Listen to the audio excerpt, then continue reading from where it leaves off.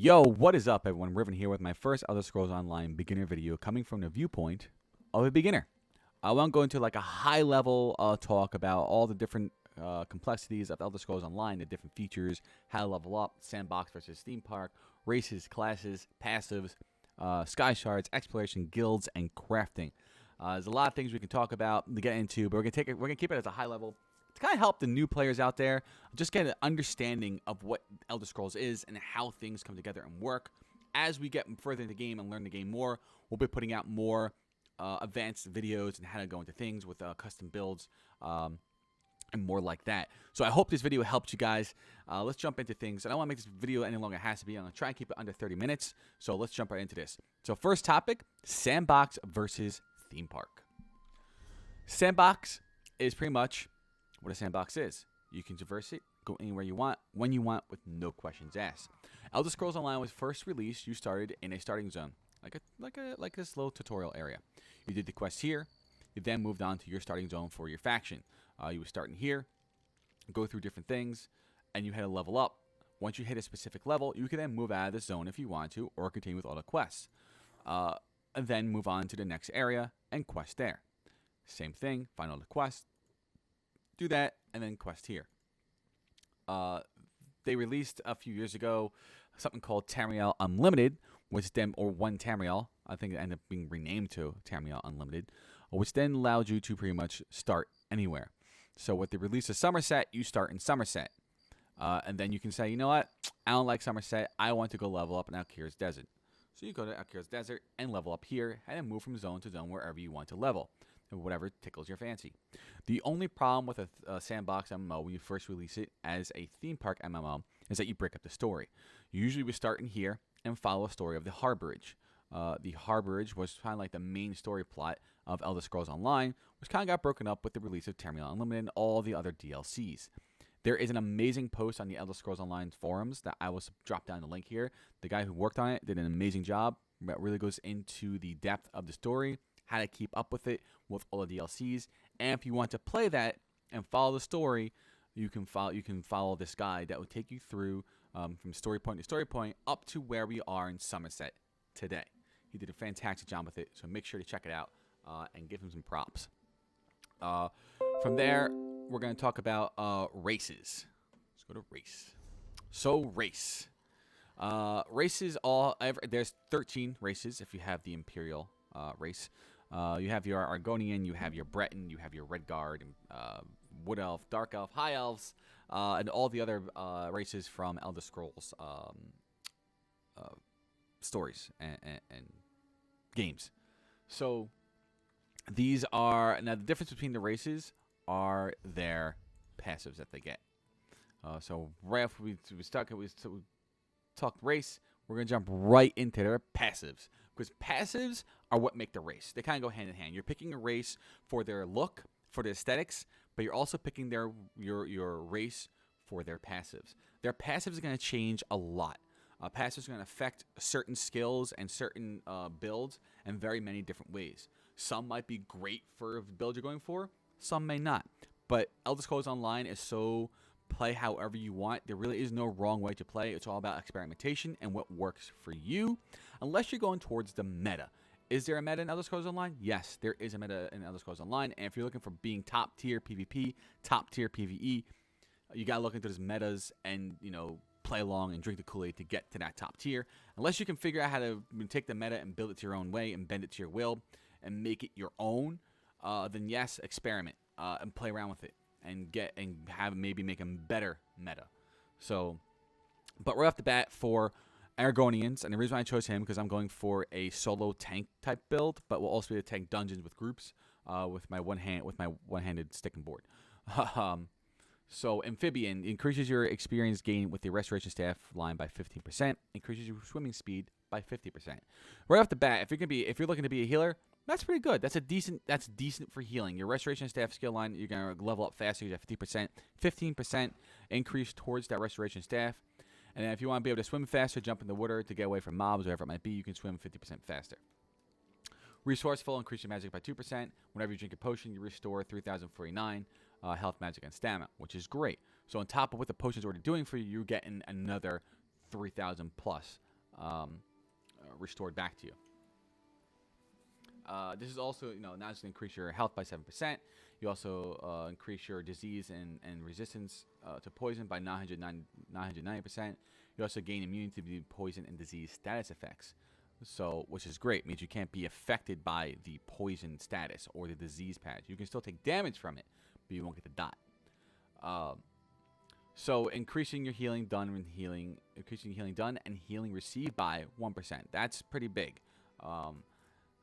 This is, that's pretty overpowered. You're gonna do healing done and healing received. So anything you can do to yourself or anything you can do to somebody else, and any healing that you're being received by somebody else. Side note to everyone. Come February 25th of this year, we have Wrathstone releasing, which is the next chapter which is the next small DLC chapter to lead up to Elsewhere, the newest DLC to Elder Scrolls Online, which will increase dragons and a necromancer class. We're gonna have a 6th class in the game. We'll get into classes in a second.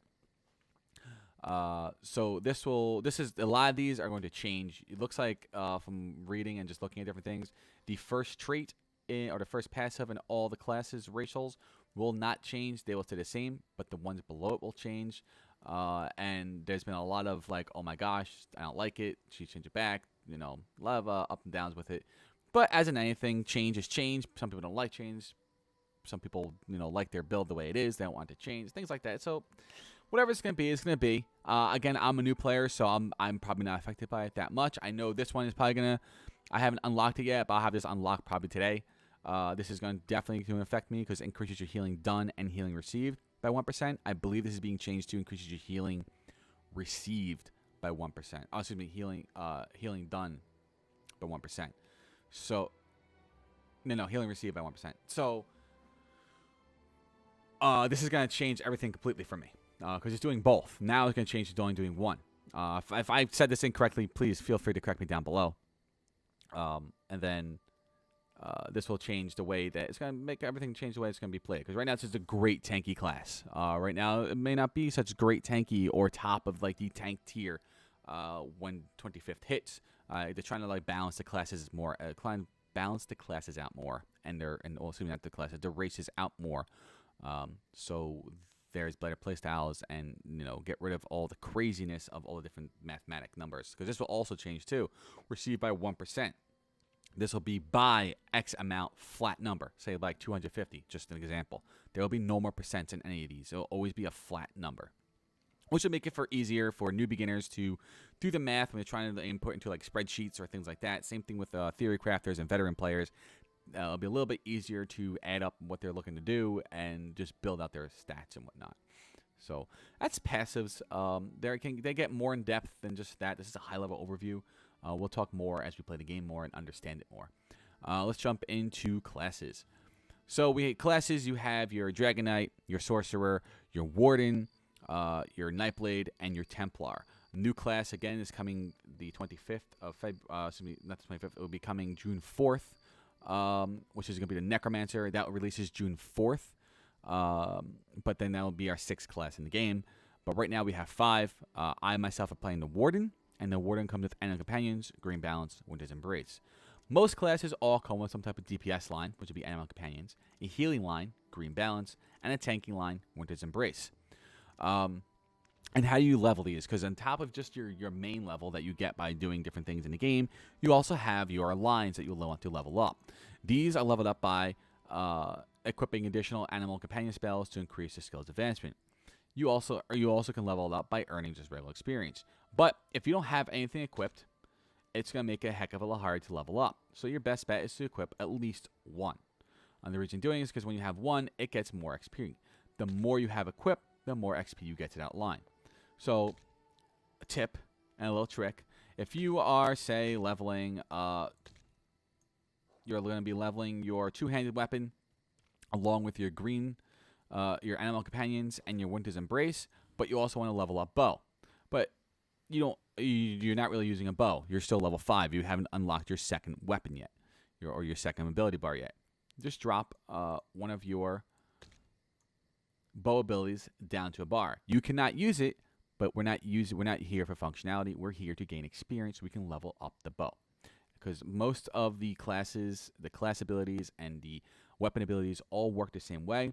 You can increase it by gaining experience, but you also increase it by equipping additional by equipping bow abilities and additional bow abilities. The more you have equipped, the more experience you're going to gain to that line. So as you're leveling up, I would suggest just trying to find as many different ones that you can get.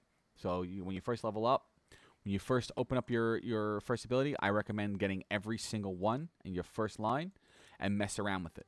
And start getting experience to each line, unlock the abilities, and see how you really want to play. Experiment with the game. This game is not about let's run to be top tier, the best ever. This game is really meant to be explored. Again, there's no wrong way to play, so if that's your thing, go ahead and rush to the top tier. In my opinion, it's meant to be just explored and really played around with and experiment with different things and see how the game is going to, and see how you can build the builds for you and what is your play style, because one guide person who has one ability may not be good for you. You may actually find a guide, play around with it, build it, and then go, you know what, I don't like this, I want to make it a bow user, and you never leveled bow, so now you're level 45 and now you have to go level all your bow abilities. So my recommendation is to at least get one of unlock the first ability in each skill line to get things going, which I really haven't done, but I will be going to. I know I didn't take my own advice, but it's definitely something I recommend because it does make it easier. Because then you can just say, oh, you know what, I want to level up one-handed, and I'm going to use all these abilities and drop one-handed down on my first bar and get some experience to one-handed shield. So it's definitely worth doing. So definitely look into that because it allows you then to get more experience, unlock more abilities for that area, and really make sure that you're going to be able to experiment how you want to play the game, not based on what a guide says. I would just really experiment. Let's jump into the armor. So you have light, medium, and heavy. I don't have the light line because I didn't really wear any light armor. That's because I'm more focused. I kind of know how I want to build. I'm not really, I mean, but I am going to get it because I want to mess around with it and see how it's going to help me with my Magicka restoration. Because I am kind of really low on Magicka restoration. So, but anyway, I would wear as many. I wear, medium, light, and heavy, so you can unlock them and level them up. And then they all get their passives as well. Elder Scrolls Online is really a game all about passives. The more passives you have, the better you're going to do, the better you're going to be. Like the Constitution increases your health recovery by 2% for each piece of heavy armor equipped. I have 3 equipped. That means I'm getting 6% health recovery. It will also restore 108 magic and stamina when you take damage for each piece of armor equipped. And that can only occur every 8 seconds, but the current bonus is 324. So, great passives for heavy armor. Heavy armor is really focused on your resistance and health from more like your tanky builds. Medium is more focused on critical, stamina recovery, things like that for like your DPS build.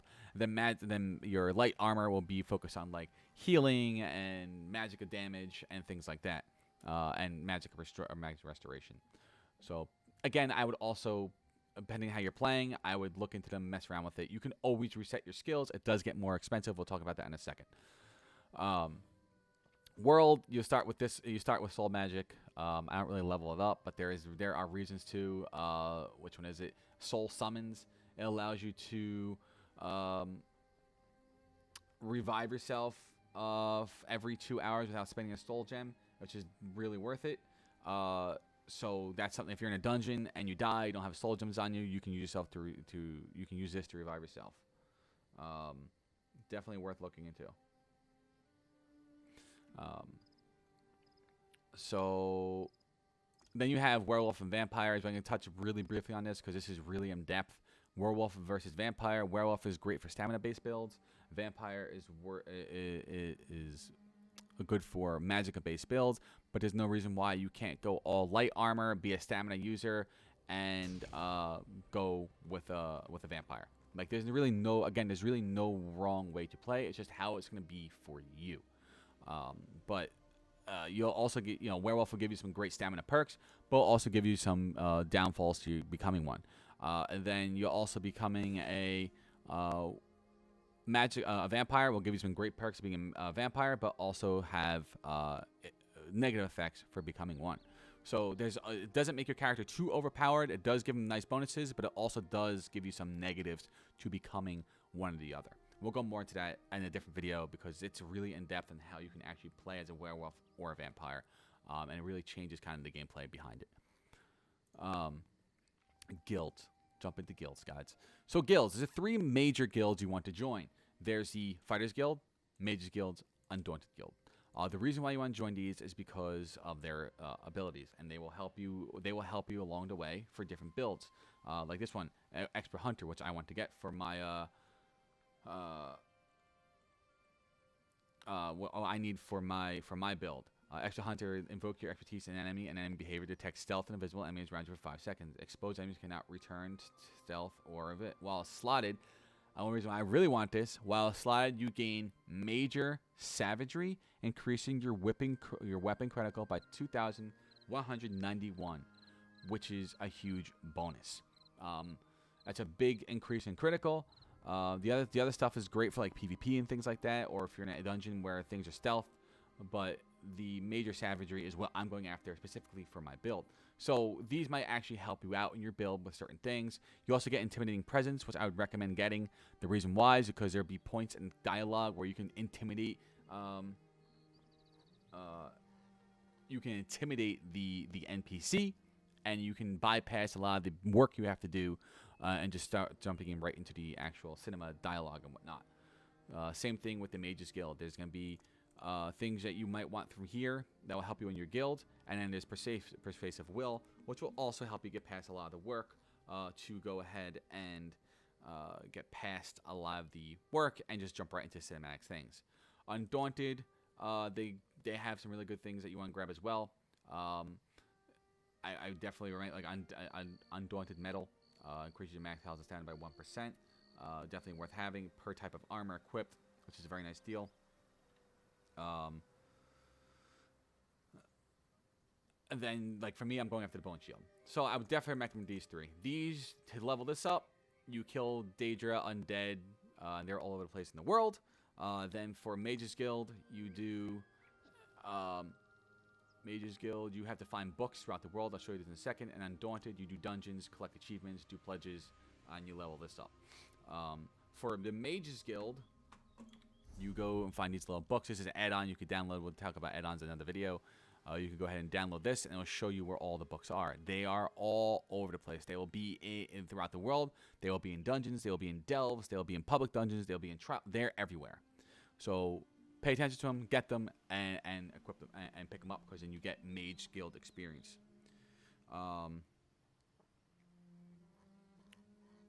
So definitely pay attention to those when you're out in your travels. Let's talk about Sky Shards since we're opening the map up. Again, this is another add-on called Sky Shards. You collect 3 of these, you get a skill point. And for every 3 Sky Shards, you get 1 skill point. Farming them is a great idea. I wouldn't go too crazy farming them. It could get pretty, boring and mind-numbing, and you'll probably get, exhausted from doing it. But if you're near 3 of them, grab them. It's an extra skill point. If you're an achievement hunter, get them, because every time you get them all in a zone, you get an achievement for getting all the things, all the Sky Shards. So definitely look into it.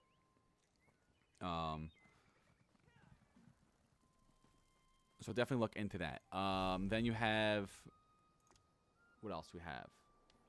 So Sky Shards. I guess we're in the map as well. We'll talk about exploration. Exploration, you can pretty much, as we said earlier, it's Tamriel Unlimited. You can go anywhere you want, whenever you want, with no questions asked. So explore. Find the delves. These guys are group bosses. If you're built in certain ways, which I'm going to build, you're going to go ahead and be able to solo it. It's going to take a lot of work, but I'm planning to solo a lot of these bosses. So I can put out some fun videos and content and tell you how I did it, and hopefully you guys can work it out too. But explore your delves. They all have Sky Shards. Most of them all have Sky Shards in them. And explore your public dungeons. Public dungeons will also have bosses and Sky Shards. And you can get a skill point just by fighting a boss. So it's worth doing. Find the books. Find the different areas in there. Great lore, great story, great achievements to be found just by exploring. So explore the game. That's what this is about. It's not like your typical MMO, just from A to B, C to D, E to F. It's a living, breathing world. enjoy it. It's because it's huge and vast, and it really it's a lot of fun. Just enjoy the world, guys. The last thing I want to talk about is crafting. Crafting has its own line as well. The first thing I talk about crafting is you going into, when you first start the game, any weapons and armor you're not going to get, sell, sure, but you can also go to the blacksmithing point and break it down, or you can research. And I'll show you what you can research. What you want to research are things called infused. This is called a trait. Increases weapon enhancement effect by 25% and reduces enhancement cooldown by 50%. This is you break down, you then becomes a gem, and then you can then craft a piece of gear and put that trait onto your gear to really customize how you want your build to be. You have items that drop from monsters, but then you also have gear that you can craft, and then you can really go ahead and craft out the gear the way you want it to be.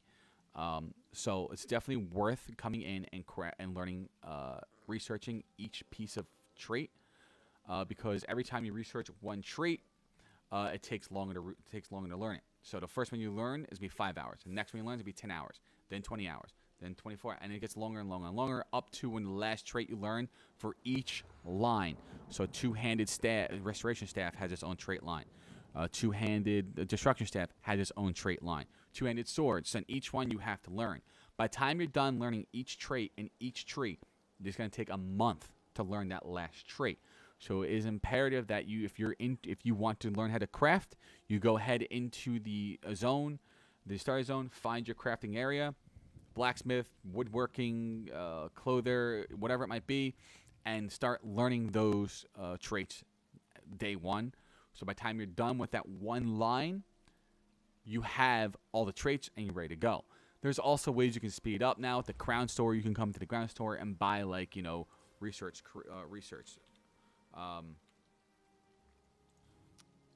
Instant all research reduces each progress in clothing, woodworking, jewelry. Research time for each day. Time it has, if it returns less than a day, remaining will be completed. So it's worth it. There's also these reduces each in progress by 7 days if the research time is less than 7 days. So you can't bypass a month, but you can research it if it has. Oh yes, you can. 15 days. Most I've seen right now is 15 days. Oh, that's clothing research. So, which is pretty cool. I mean, if you're an ESO member, you get things monthly. So definitely look into that if you're looking to speed up a little bit. You get crowns monthly for ESOs, I'm trying to say, because talking's hard. But that's about it, guys. I hope you found this very helpful. I hope I was clear with everything. It's my first video. We're going to be putting out tons and tons more to help you guys out. There's more I want to talk about from beginners. We'll put out another video. So we'll put another video as we go along and learn more. But this is what I really want to talk about with sandboxing and the rest, things like that, races, classes, passives. So I hope this helped you guys out. I appreciate you checking this out. And if you have any questions, please feel free to drop them below. I'll answer them the best that I can. I will be streaming Elder Scrolls Online today over on DLive. That's dlive.tv/RivenMDR. If you don't know what DLive is, you definitely check it out. It is the only platform where you can actually earn as a viewer. So if you're hanging out in my chat, you can click on treasure chest and you will get Lino coin. You get like 1 to 4 Lino coin that can then be used to, you can stock up to like 1,000 Lino coins and then lock it, which then you then cash it out, or you can go around the community and put it back into the community. DLive is community owned, is not owned by like a corporation like Twitch or things like that. So it's community owned. So it's definitely worth checking out. dlive.tv/RivenMDR. I hope to see you guys there, and I'll check you guys out next time. Peace out, everyone. Bye.